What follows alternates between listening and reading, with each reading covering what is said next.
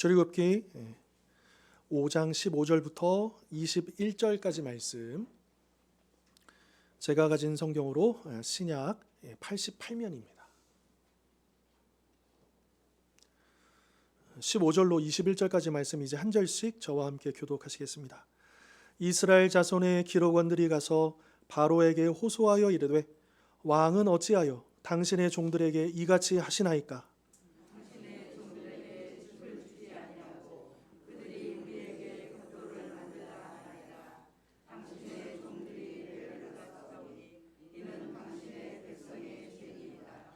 바로가 이르되, 너희가 게으르다 게으르다. 그러므로 너희가 이르기를 우리가 가서 여호와께 제사를 드리자 하는도다.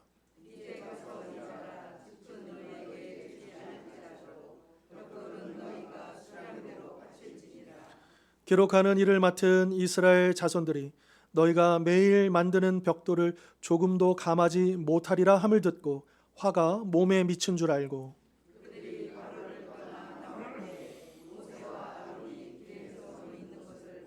같이 읽겠습니다.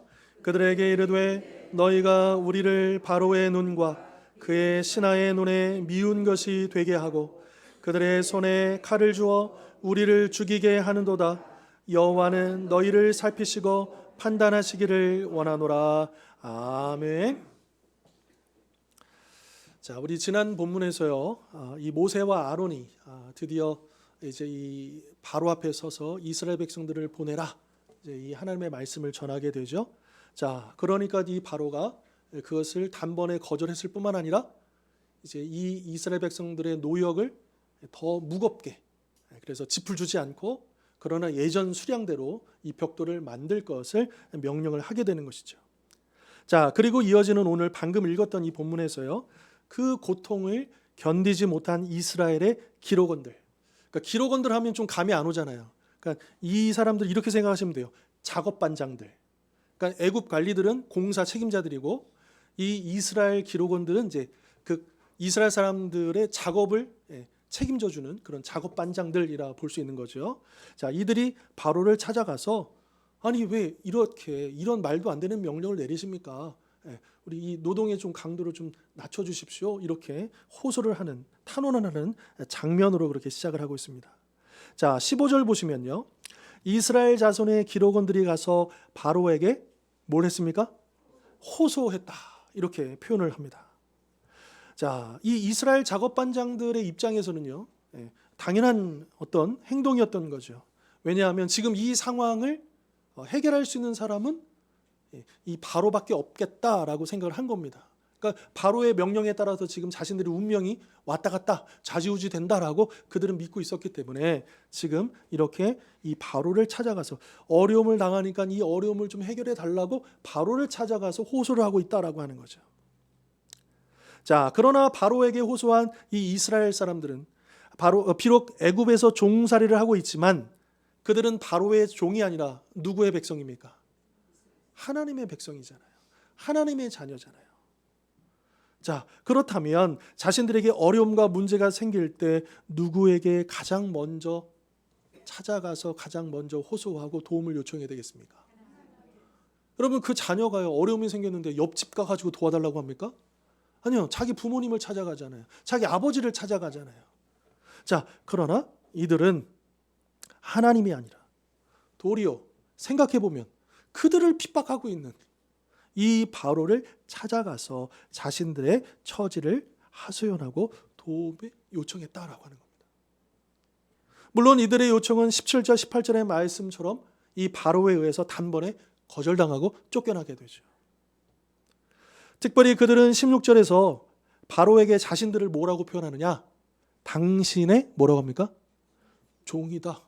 스스로, 이들 스스로가 우리는요, 바로 당신의 종입니다, 이렇게 표현합니다.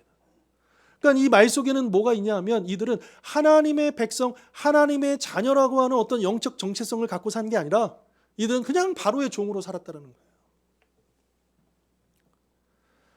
또한 이것은 그 지난 앞장의 그 4장 30절, 31절에서 보여주었던 그들의 태도와는 전혀 상반된 모습을 보여주고 있습니다.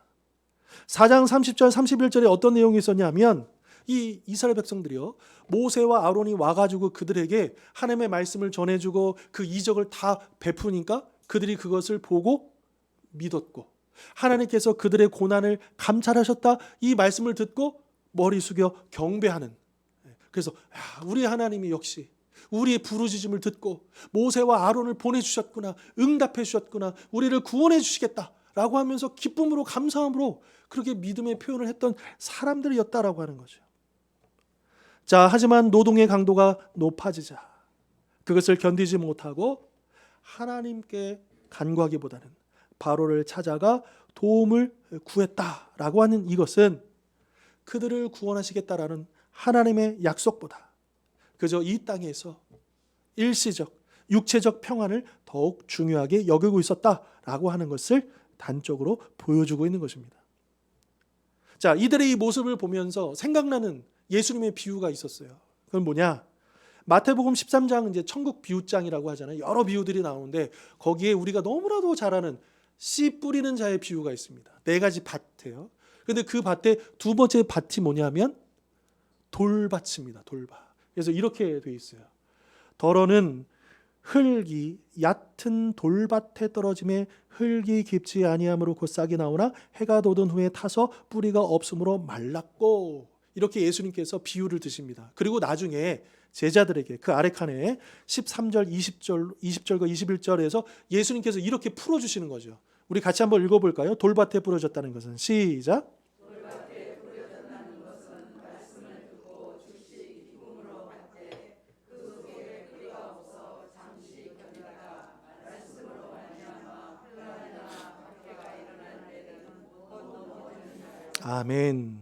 자, 예수님의 이 말씀에 의하면요, 잠시 견디다가 환난이나 박해로 인해 곧 넘어지는 원인이 무엇입니까? 무엇 때문입니까? 뿌리가 없었기 때문이다. 왜 뿌리가 없었냐? 이 돌밭은 토양이 흙이 얇기 때문에 뿌리를 내릴 수가 없는 곳인 거죠. 그러니까 믿음의 뿌리를 깊이 내릴 수 없는 그런 상태에서 그 말씀으로 말미암아 환난이 찾아오고 고난이 일어나게 될 때는 쉽게 넘어질 수밖에 없다라고 하는 것이죠. 다시 말해서 눈앞의 현실이나 육체적인 안락을 너무 중요하게 여기게 되면 평안할 때는 하나님을 잘 믿는 것 같이 보이지만 아주 자그마한 환난이 닥쳐와도 이를 견디지 못하고 믿음을 포기하거나 곧 넘어지고 만다라고 하는 것입니다. 따라서 우리 성도들은 이 참된 믿음을 갖기 위해서는 무엇보다도 역경 속에서, 그 시련 속에서 인내하는 법을 배워야 한다라고 하는 것이죠. 자, 그래서 야고보서 1장은 우리에게 이렇게 권면합니다. 네, 형제들아, 읽겠습니다. 시작. 내 형제들아 너희가 여러 가지 시험을 당하거든 온전히 기쁘게 여기라. 이는 너희 믿음의 시련이 인내를 만들어내는 줄 너희가 아니라. 아멘. 자, 로마서 5장도 읽어볼 거예요. 다만 시작. 다만 이뿐 아니라 우리가 환난 중에도 즐거워하나니 이는 환난은 인내를, 인내는 연단을, 연단은 소망을 이루는 줄 알미라. 아멘.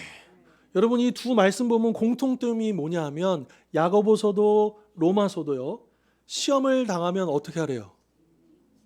네, 기쁘게 여기라는 거예요. 이상히 여기지 말고 기뻐하라는 거예요. 로마서도 환난 중에도 뭐 하라는 거예요?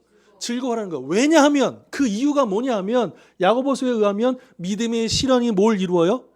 인내를 이루기 때문이다. 로마서도 보실까요? 환난은 뭘 이루어요? 인내를. 공통된 요소인 거죠. 야고보서도 로마서도 다 주님의 제자들이 우리에게 전한 말씀 아닙니까? 주님으로부터 배운 말씀인 것이죠. 여러분, 우리를 한번 돌아볼까요? 여러분, 우리에게 크고 작은 그 믿음의 시련이 찾아옵니다. 그렇죠. 그럴 때 우리는 어떠한가? 그럴 때 드러나는 게 뭐냐? 과연 우리의 믿음의 뿌리가 얼마큼 내려져 있는가가 드러난다라고 하는 거예요.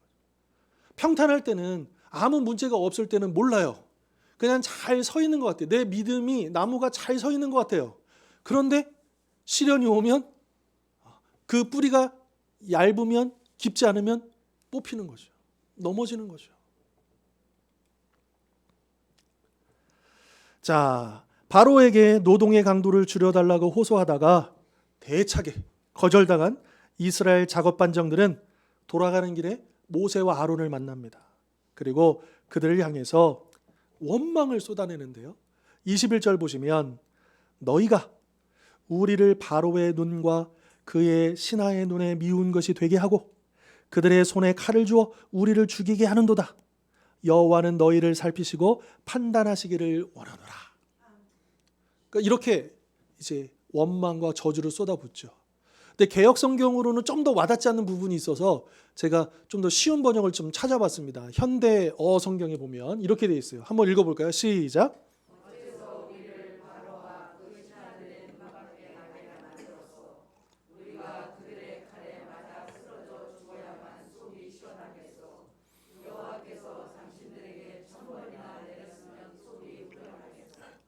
좀 더 이제 이 작업 반장들의 심정을 좀 더 이해하기 쉽도록 그렇게 이제 의역해서 이게 현대어 성경은 이제 의역본이니까요. 의역해서 문맥에 맞게 그렇게 번역을 해놓은 겁니다. 자, 지금 이 말을 우리가 생각해 보면, 그러니까 이 이스라엘 작업 반장들이 볼 때는 지금 이 어려움의 고통의 원인이 그 책임이 누구에 있다는 거예요? 모세에 있다는 거예요. 근데 지금 정작 이들을 힘들게 하는 사람은 누구예요? 바로잖아요. 그런데 지금 이 문제의 원인을 그 책임을 바로에게는 돌리지 못하고 왜요? 깨갱이잖아요. 깨갱. 안 되잖아요. 그리고 누구에게 그 원망을 쏟아놓느냐? 이 모세에게 쏟아놓고 있다라고 하는 거죠.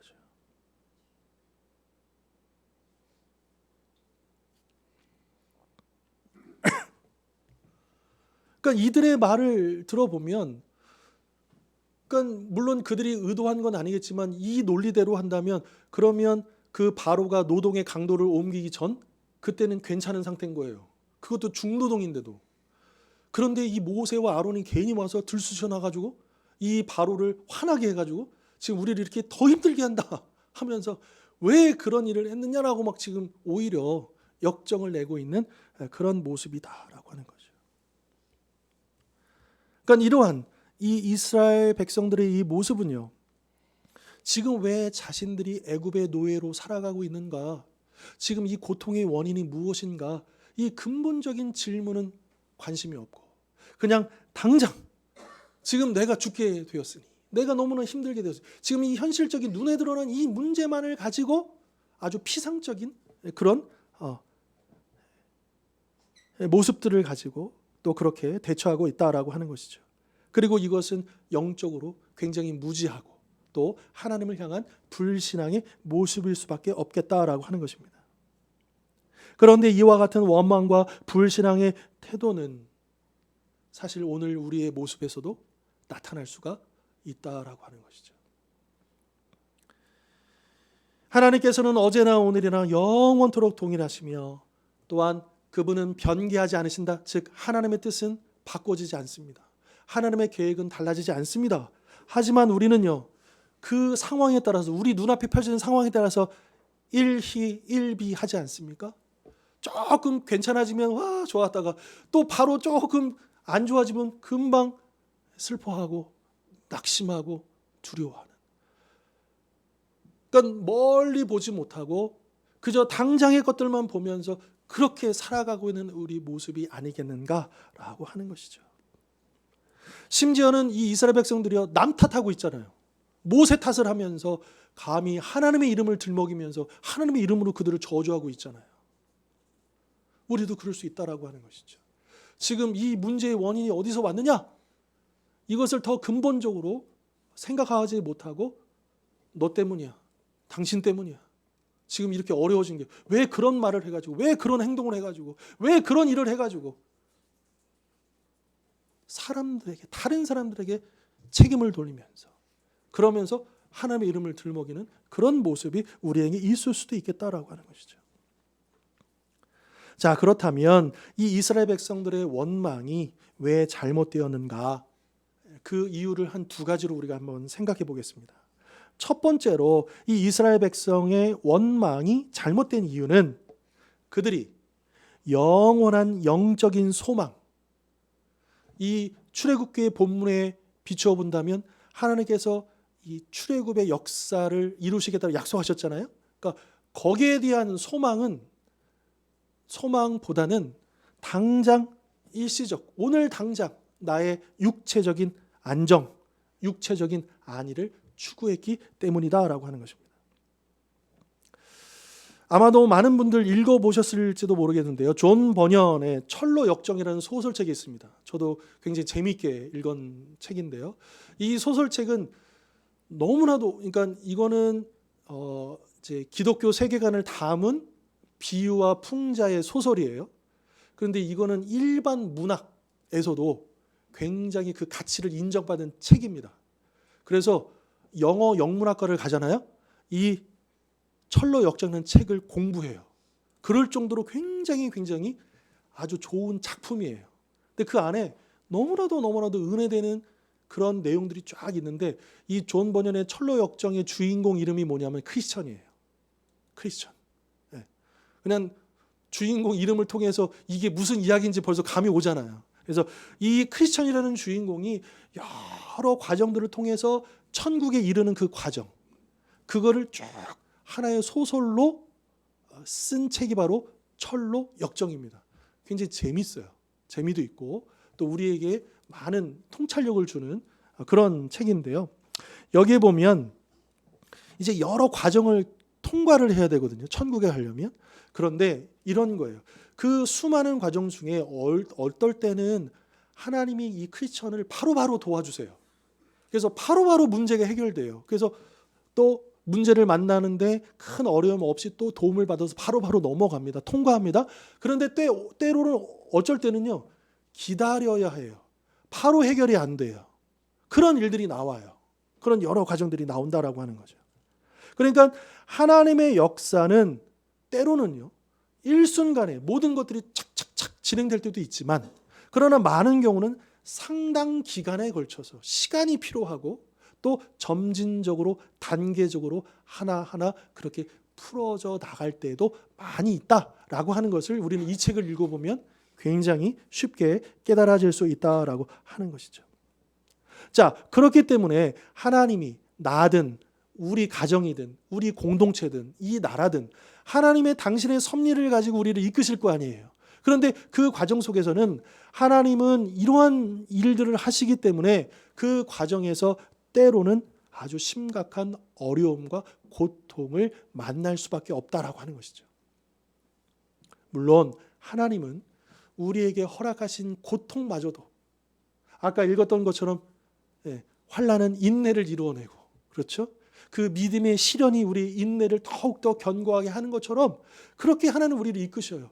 심지어 우리가 생각할 때는 손해라고 생각되는 것, 우리가 잃어버리는 거라고 생각되는 것, 내가 잘 안 된다라고 생각되는 그 모든 것을 통해서도 하나님은 우리를 단련시키시고 우리의 믿음을 더욱더 견고하게 하셔서 결국에는 그 길 가게 하시는 거거든요. 그런데 우리는 육신적으로 그게 좋아요, 싫어요? 싫은 거예요. 힘든 거예요. 그리고 멀리 보지 못하고 하나님의 큰 계획을 신뢰하지 못하고 당장 왜 이러지? 그러면서 의심하고 원망하고 흔들리고 넘어질 수밖에 없다라고 하는 것이죠. 그러니까 이스라엘 백성들은 그 하나님의 섭리하심의 역사를 이해하지 못하고, 그러니까 그만큼 영적으로 어린아이와 같은 존재인 거예요. 그래서 이 바로의 완악한 행동이 모세의 잘못이다, 이렇게 책임을 돌리면서 모세를 원망했다라고 하는 것이죠. 물론 이들은요, 4장 30절 31절 아까도 언급했지만요, 모세가 전한 말씀 또 행한 이적, 그리고 하나님이 그들의 고난을 살피셨다는 것에 그들은 막 감동하고 기뻐하기도 합니다. 하나님을 모르는 사람이 아니에요, 이들은요. 그렇지만 이들의 관심사는 출애굽이라고 하는 원대한 하나님의 계획과 그 계획을 수행함에 있어서 적지 않은 고통이 수반되며 연단의 시간이 필요하다는 사실보다는 당장 극심한 육체의 고통이 왔다는데 그 초점을 맞추고 있었다라고 하는 것입니다. 그런 면에서 이 당시 이스라엘 백성들은 아직 구원의 여정에 참여할 준비가 덜 되었고 여전히 세상적인 사람들인 것을 알 수가 있는 것이죠. 여러분, 이 10가지 재앙이요, 우리가 생각할 때는 이 바로를 향한, 바로를 위해서 준비한 하나님의 과정이라고 생각하기 쉽잖아요. 그건 맞아요. 그런데 바로만을 위한 게 아니에요. 또 누구를 위한 거예요? 성숙하지 못한, 하나님을 제대로 만나지 못한, 400년 동안의 노예로 살았던, 하나님을 인격적으로 만나지 못한 그 이스라엘 백성들에게 보여주시는 거예요. 하나님이 어떤 분이신지를. 그러니까 하나님은 한 가지 일을 통해서 하나만 일을 하시는 게 아니죠. 그 일을 통해서 선한 자든 악한 자든 하나님은 선한 자에게도 악한 자에게도 당신이 어떤 분이신가를 드러내시는 분이십니다. 그게 하나님의 역사고, 그래서 그 일은 반드시 하나님의 영광이 드러나게 되는 거죠.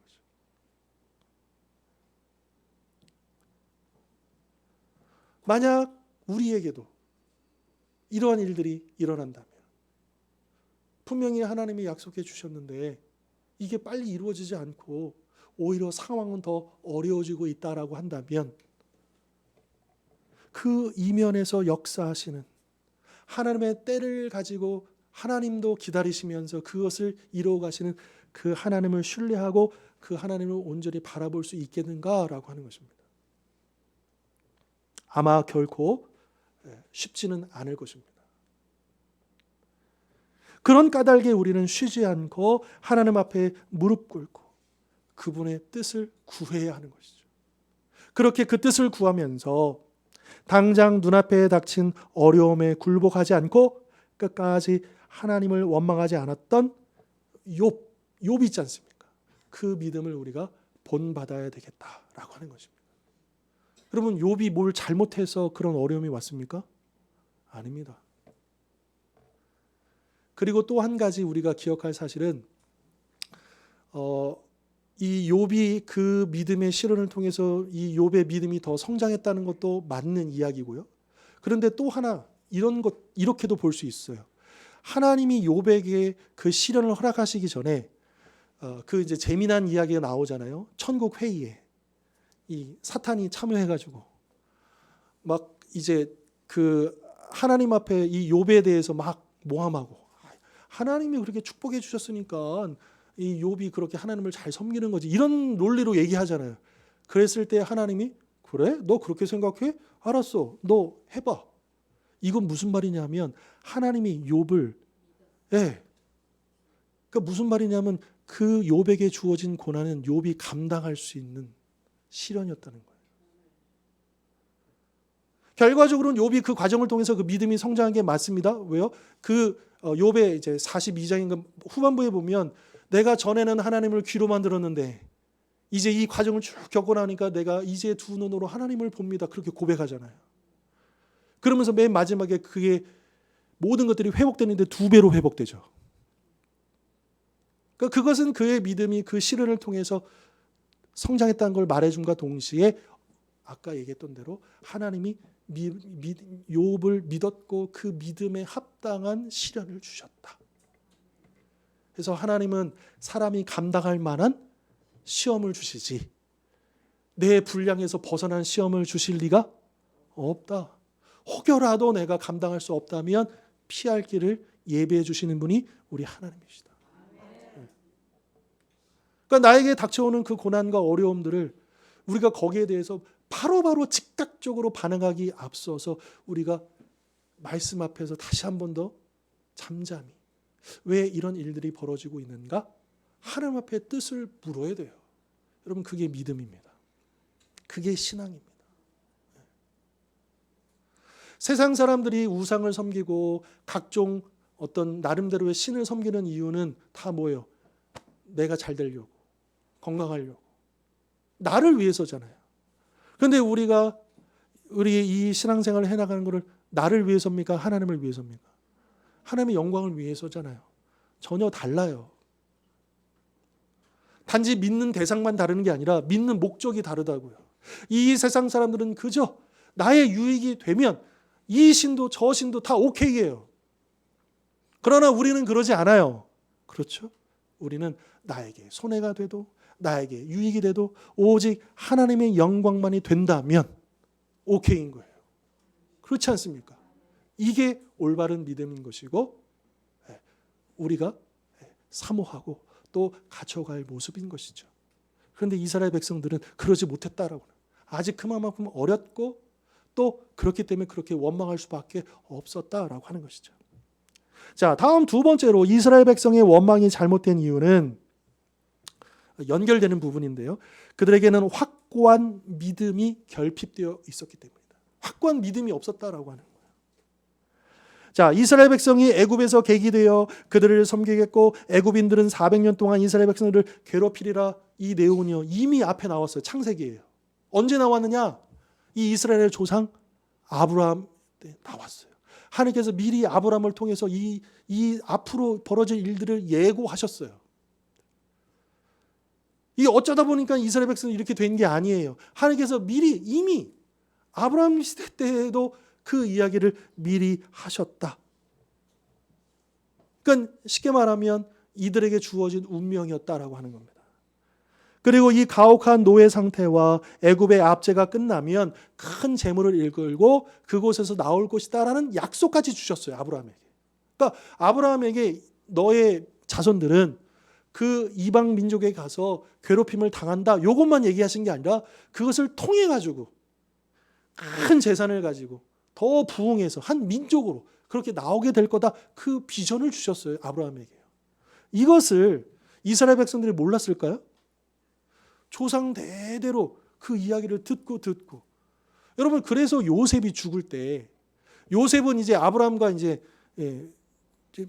대수 차이가 별로 안 나니까 더 생생하게 듣고 있었겠죠. 그러니까 그래서 요셉이 자기가 죽을 때 그 유언이 뭡니까? 이스라엘 백성이 하나님 약속대로 애굽에서 나가게 될 때 나의 뼈를 가지고 나가달라고 하잖아요. 그래서 출애굽할 때 이 요셉의 유고를 수습해가지고 가지고 나가잖아요. 그러니까 이거 뭐냐면 이스라엘 백성들이 이걸 알고 있었다라고 하는 거예요. 그렇기 때문에 사실은 이스라엘 백성들이 이 애굽에서 굉장히 고통당할 때 그들이 그 하나님을 바라보면서 기도했다라는 거예요. 하나님 약속을 이루어 주십시오. 이 고통의 때에서 벗어나게 해주십시오라고 그렇게 기도를 했다라고 하는 것이죠. 그래서 그들의 기도가 하나님 앞에 상달되고 그 때가 되어서 드디어 하나님께서 보내신 사람이 누구였습니까? 모세였잖아요. 하나님이 그들의 응답하셔서 그들을 구원하시려고 보내신 사람이 모세였잖아요. 그러나 완악한 바로가 그들에게 순순히 출애굽을 허락하기는커녕 오히려 이스라엘 백성에 대한 압제를 더욱 강화함으로써 그 육체적으로 말할 수 없는 고통이 찾아오자 이스라엘 백성들은 이 뭐 하나님의 약속이고 뭐고 계획이고 뭐고 다 까맣게 잊어버리고 그리고 그들을 위해서 헌신하고 있는 이 모세를 원망하고 저주했다라고 하는 것이죠. 이처럼 확고한 믿음이 없는 자들은 하나님의 놀라운 역사 앞에서 일시적으로는 감동을 받다가도 자기들의 어려움이 닥치면 곧 실망하고 원망하기 일수다라고 하는 것이죠. 아까 그 돌밭에 떨어진 씨처럼. 그런 면에서 사도 바울이 이런 고백하지 않습니까? 빌립보서에 보면 자신은 비천이나 풍부나 어떤 형편과 처지에서도 자족하기를 배웠다. 하나님이 나에게 허락해 주신 것이 때로는 풍부일 수 있고 때로는 비천일 수도 있고 또 어떤 형편일지라도 내가 거기에 자족하기를 배워서 그래서 우리가 잘하는 말씀 있잖아요. 내게 능력 주시는 자 안에서 내가 모든 것을 할 수 있느니라. 여러분 이 말씀을 우리가 이제 잘못 오해해가지고 믿음만 있으면 뭐든지 다 할 수 있어 이렇게 해석하면 곤란하고요. 그 전제되는 조건이 뭐예요? 하나님이 어떤 형편 가운데 우리를 세우실지라도 그 상황을 능력 주시는 주님 그 믿음 안에서 감당할 수 있습니다. 이 고백인 거예요. 그냥 믿음이면 만능입니다. 믿음이면 다 됩니다. 이런 의미가 아니에요. 사도 바울이 내게 능력 주신 자 안에서 내가 모든 것을 할 수 있다라고 하는 고백은 바로 그 전제적 조건. 하나님이 이렇게 해주시든 저렇게 해주시든 이렇게 인도하시든 감사함으로 그것을 받아들일 수 있는 그게 진짜 능력 아니겠습니까?